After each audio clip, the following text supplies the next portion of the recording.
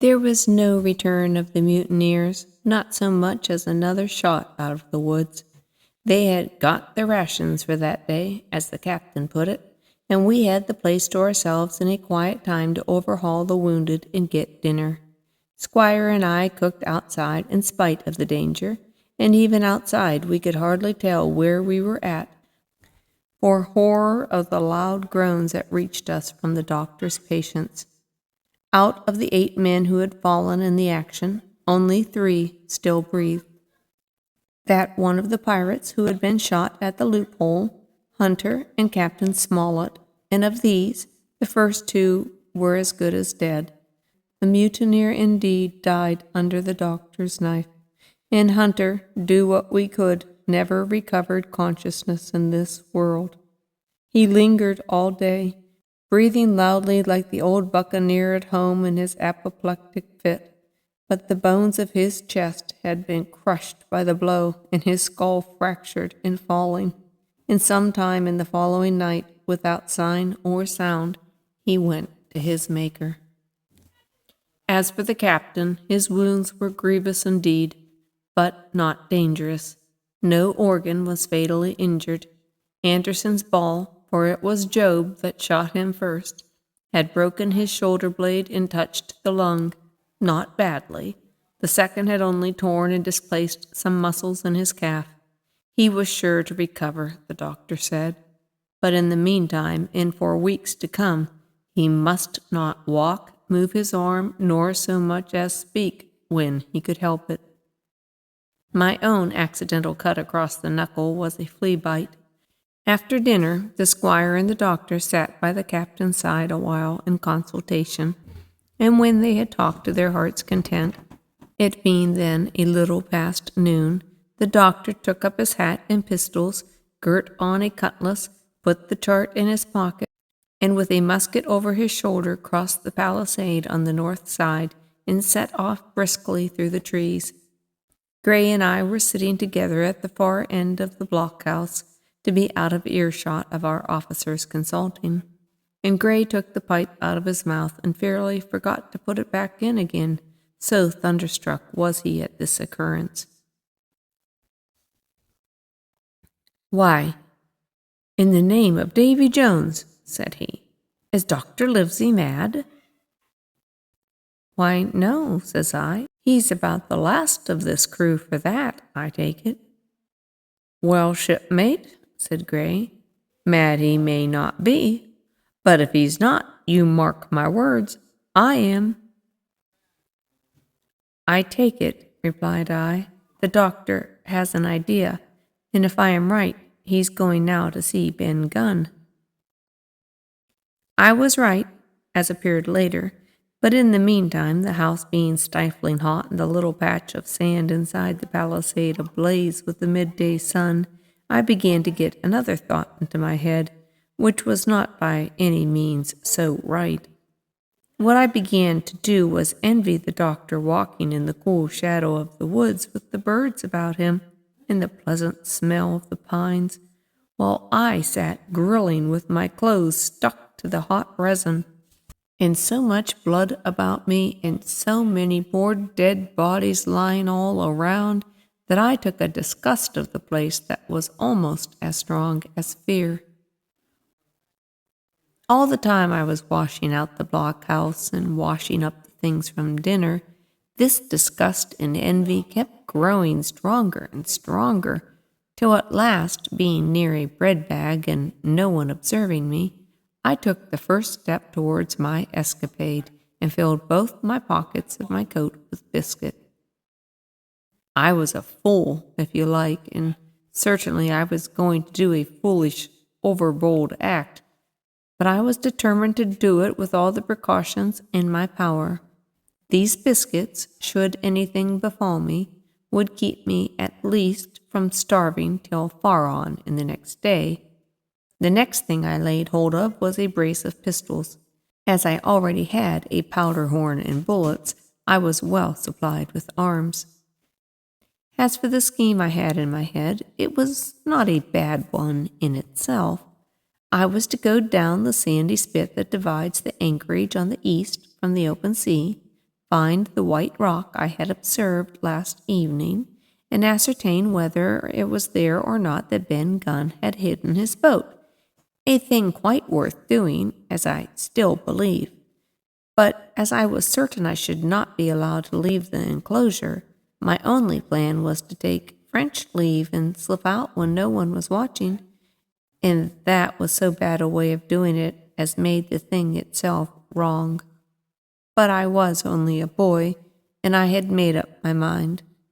Well, as things at last fell out, I found an admirable opportunity.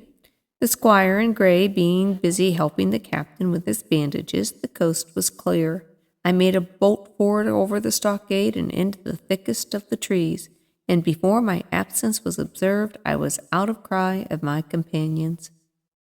This was my second folly, far worse than the first, as I left but 2 sound men to guard the house. But, like the first, it was help towards saving all of us. I took my way straight for the east coast of the island, for I was determined to go down the seaside of the spit to avoid all chance of observation from the anchorage. It was already late in the afternoon, although still warm and sunny.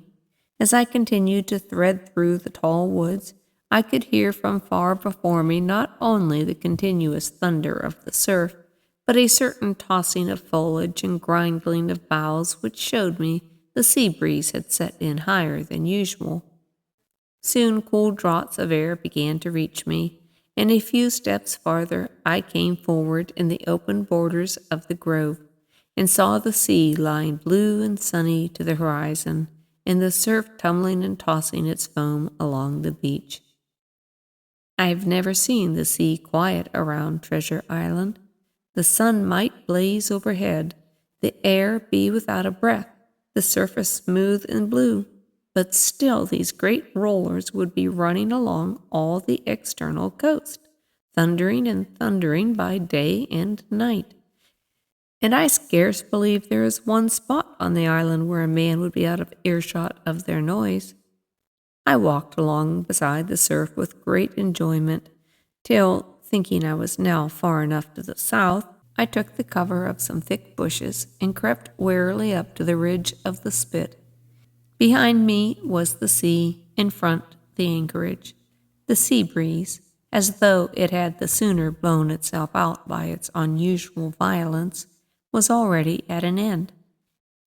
It had been succeeded by light, variable airs from the south and southeast, carrying great banks of fog, and the anchorage, under lee of Skeleton Island, lay still and leaden as when we first entered it. The Hispaniola, in that unbroken mirror, was exactly portrayed from the truck to the waterline, the Jolly Roger hanging from her peak. Alongside lay one of the gigs, silver in the stern sheets. Him I could always recognize. While a couple of men were leaning over the stern bulwarks, one of them with a red cap, the very rogue that I had seen some hours before stride legs up on the palisade. Apparently they were talking and laughing, though at that distance, upwards of a mile, I could of course hear no word of what was said. All at once there began to be the most horrid, unearthly screaming, which at first startled me badly, though I soon remembered the voice of Captain Flint, and even thought I could make out the bird by her bright plumage as she sat perched upon her master's wrist. Soon after, the jolly boat shoved off and pulled for shore, and the man with the red cap and his comrade went below by the cabin companion. Just about the same time, the sun had gone down behind the spyglass, and as the fog was collecting rapidly, it began to grow dark and earnest. I saw I must lose no time if I were to find the boat that evening. The white rock, visible enough above the brush, was still some eighth of a mile further down the spit, and it took me a goodish while to get up with it, crawling, often on all fours, among the scrub. Night had almost come when I laid my hand on its rough sides. Right below it there was an exceedingly small hollow of green turf. hidden by banks and a thick underwood about knee-deep. And in the center of the dell, sure enough, a little tent of goatskins, like what the gypsies carry about with them in England. I dropped into the hollow, lifted the side of the tent, and there was Ben Gunn's boat, homemade if ever anything was homemade. A rude, lopsided framework of tough wood, and stretched upon that a covering of goatskin with the hair inside. The thing was extremely small, even for me. I can hardly imagine it could have floated with a full-sized man. There was one thwart set as low as possible, a kind of stretcher in the bows, and a double paddle for propulsion. I had not then seen a coracle such as the ancient Britons made, but I have seen one since, and I can give you no fairer idea of Ben Gunn's boat than by saying it was like the first and the worst coracle ever made by man. But the great advantage of the coracle it certainly possessed, for it was exceedingly light and portable. Well, now that I had found the boat, you would have thought I had had enough truancy for once, but in the meantime I had taken another notion and become so obstinately fond of it that I would have carried it out, I believe, in the teeth of Captain Smollett himself. This was to slip out under the cover of night, cut the Hispaniola adrift, and let her go ashore where she fancied. I had quite made up my mind that the mutineers, after their repulse of the morning, had nothing nearer their hearts than to up anchor and away to sea.